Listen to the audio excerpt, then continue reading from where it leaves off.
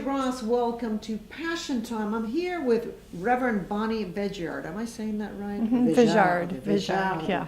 is French. I love it. Reverend Bonnie Vegiard is a minister at the First Unitarian Universalist Church in Stafford, Texas, which is grounded in humanistic teachings of the world's religions. She's also a therapist at the Jewish Family Center Service of Houston. And she's going to share with us something that that is a program that has really been praised highly in the United States, called Our Whole Lives. And this program is about the lifespan sexuality. It's an education program about our sexuality. And today we are going to be discussing girls and sex. There seems to be an issue with young women today being very confused about that, and boys too, but today we're going to focus on girls. But before we start, I'd like to ask you, how did you find your passion and how are you living your passion? Okay. Well, for me, it was it was a process. It wasn't a big aha kind of thing. Right. It was several different things that sort of came together over time. I knew that I enjoyed teaching. I knew that women's issues, women's studies were very important to me. Learned that about myself in college. And then, but I didn't really understand that there was a religion that had the same values that I did. Most religions, most churches that I had been part of just did not really have a very empowering attitude toward women. Or have a very inclusive understanding of social justice work. Mm-hmm. And when I found the Unitarian Universalist Church, I came to understand they had a strong feminist perspective. Many women ministers. We are in fact more than 50% women ministers right now in the UU Church. And that their social justice work was very progressive, that the view in our congregations about how to make the world a better place is not to focus on what happens after this life, but to say, this is what we've got. How is it that we're going to make things better? Mm-hmm. And whatever happens afterwards, we can leave that till then. It's about making the world better now, here and now, and about being as inclusive as possible and learning how to live with lots of different perspectives in the world. Okay, now the program Lifespan apparently has gotten great reviews. It's called Our Whole Lives. Our Whole Lives, I'm sorry. Mm-hmm. And this program, you start working with girls at an earlier age, right? You start teaching them early about sexuality. Right. When, I shared with you why I decided to do this program. Apparently there's a lot of complication right now with young women in sexual relations. They're very confused, and you even said the word complicated. It's complicated. It's not like the way we grew up. Because of the internet, things are changing. Share with me some of the things that you talk about in this program with young women. Okay. Well, so the curriculum is a co-ed curriculum. There are times in the curriculum when we divide people by gender, but for most of the time it happens together. And one of the strengths of that, I think, is that young women start to articulate their values. They start saying what they are thinking about when they picture themselves in the future in some sort of situation that might become sexual.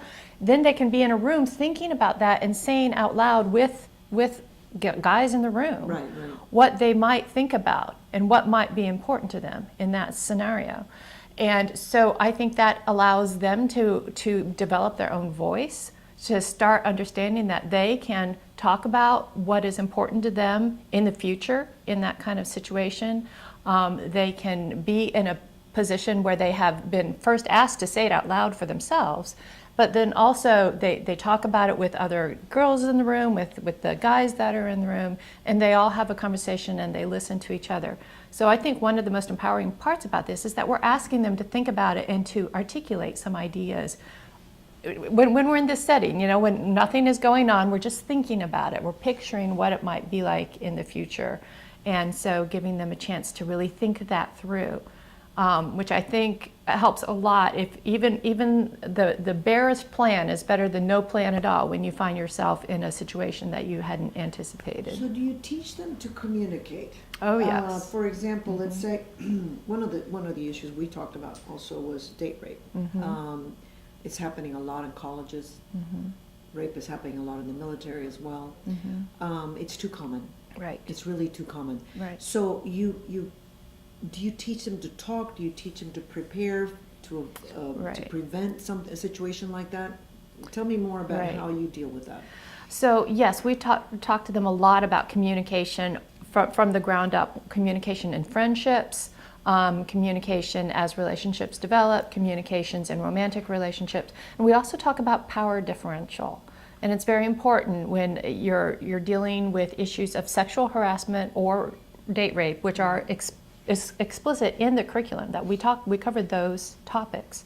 But we talk about power differentials in any situation. Who has the power, and how do you recognize who has the power, and what do you do, or what do you think about in terms of protecting yourself in a situation where you may have less power than somebody else. So it's important for them to think about that, because I think a lot of times girls don't really understand the power dynamics until they've sat down and they've thought it through and experienced it and said, oh, that because of the power situation here, I could find myself in a really bad situation. Right. Yeah. You've been teaching this for how many years? About a decade, you said? Yes, I personally was trained, I think in 2005. Okay. But I had also been trained to teach the previous version of the curriculum. I had been trained for that in 1996. Okay, so I've been doing this work for a while. You've been doing this a long time. Now, what have you noticed has changed in girls and sexuality because of the internet or because of the digital revolution? The internet, one of the biggest problems with the internet, and there is the misinformation, but misinformation has been around for as long as people have communicated with one another, right? The problem right now with the prevalence of pornography is the unrealistic portrayal of what sexual encounters are like and what the human body is like, what a natural human body is like, and so the distortion of expectations is, in spite of the fact that I feel like as women and as feminists, we've been trying to talk about distorted views of women and how to have an empowering self-image. We've been talking about that for decades now. And yet, some young women still see these images and think that there's a standard that they need to adhere to. I would venture to say that most of the people in this curriculum, most of the girls in this curriculum are members of families who have a little bit more progressive values. So they probably have already started to think and question about some of these things. I hear girls in the Unitarian Universalist church think that they've got it all figured out, right? Because they've been raised knowing that, you know, women are strong and able to go out in the world and make their mark. But then sometimes they get out there and they say, oh, this is not easy, you know, this is being in this situation, being out in the world and having the power dynamics happen to you or having the expectations happen to you. They come to understand that the way they've thought about something and the way they experience something can be very different. One thing I read is that girls are scorning virginity today. It's like it's not cool to be a virgin, it's bad. What do you find in your conversations with the girls that you're teaching? I think that what we try to do when we teach the curriculum is we try to really focus on all the things that go into making decisions about your sexuality, about the physical repercussions of that and also the emotional repercussions of that. That when you get involved in any kind of sexual relationship, doesn't matter how, you know, how lightly or how important you think it is, that has an impact on your emotional being. And so if you're going to make these decisions, we want you to think about these things in advance. And what are the risks that you're opening yourself up to physically? And what are the risks that you're opening yourself up to emotionally? Because we get hurt in relationships, and that's just part of, you know, you need to be willing to take those risks, and you need to think about what's going to be important to you as you make those decisions. So we try to encourage the girls think about all this. We try to present all the different repercussions in a way that makes them understand that this just isn't something that they ought to be deciding on the spur of the moment.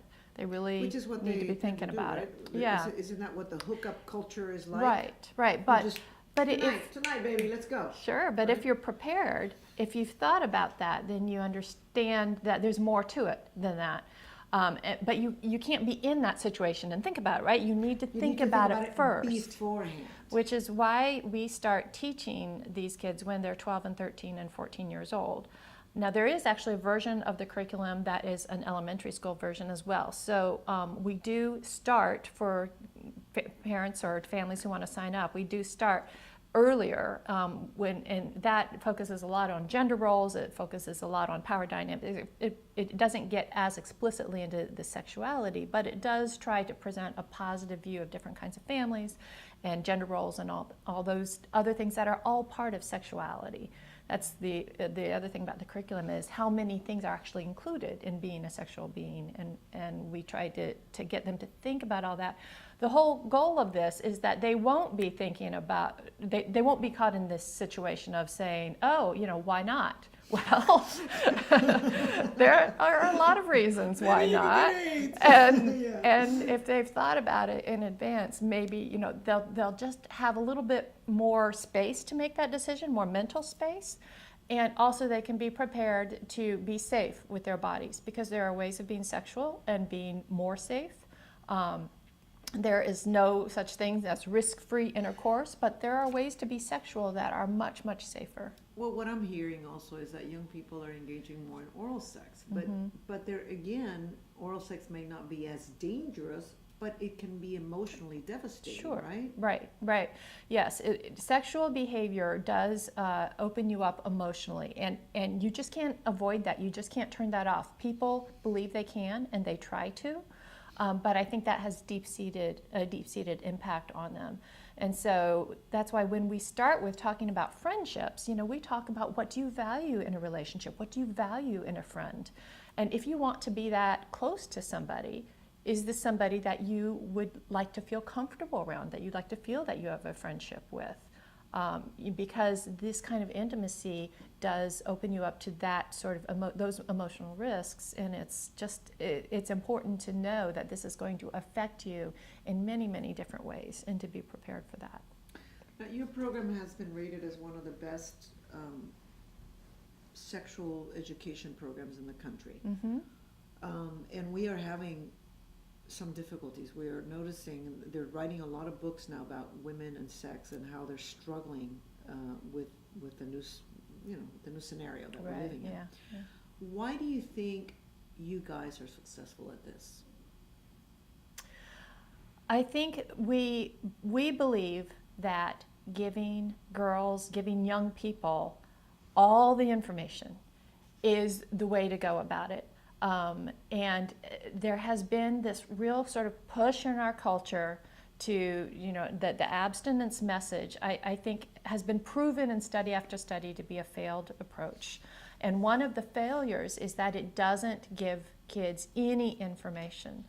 And so I think it's really giving them the information and letting them making them really understand, helping them to understand. Right. How much is part of all of this? We think sexuality is healthy. We think it contributes to a happy life. It contributes to good relationships. But you have to understand your values in relationships. What do you value, and how do you use your sexuality? How do you experience your sexuality in that healthy way? So I think there is a lot in our culture that portrays sexuality as not being healthy, as being something that can be manipulative or negative. Or superficial. Yeah. You can go do it and nothing happens. Yeah. Right. So we really want to say this is complicated, like you said. This is big. This is also potentially a lovely, wonderful part of your life and of your relationships. And we want you to be empowered to go down that road as much as possible and have this be something that you can celebrate in your life. And that depends on your choices and the way you make your choices. And so the individual is in the center of how that comes about, and so they need to be empowered. They need to have the information. They need to have the chance to think about things out loud in a group and to not feel hear guilty or other afraid people's or, perspectives. Right. They can ask any question they want to. We have a question box where they submit questions, so questions can be asked anonymously. They will always be taken seriously and answered fully. And this is their chance to get as much information as they can and to just think it through before they're in that situation, which I think is really key. All right, Reverend Bonnie Vegiard, thank you so much for joining Sure. us. And if people are interested in, or parents primarily, in sending their kids to these classes, and why not the girls, what do they contact? Do you have a website? Our website is firstuu.org, FIRSTUU.org. And if you send to the office at firstuu.org or to info@firstuu.org, an email would be routed to the right place. And we can see that the key thing is that we need parents to be involved. We need parents to know what's being taught, to be informed. We need all the guardians of any kid to sign on. It can't be one parent and not the other. Of course. And so we really get the whole family involved in this process. Thank you so much, Reverend. It's Sure. great to have you. Okay. And we'll see you next time on Passion Time.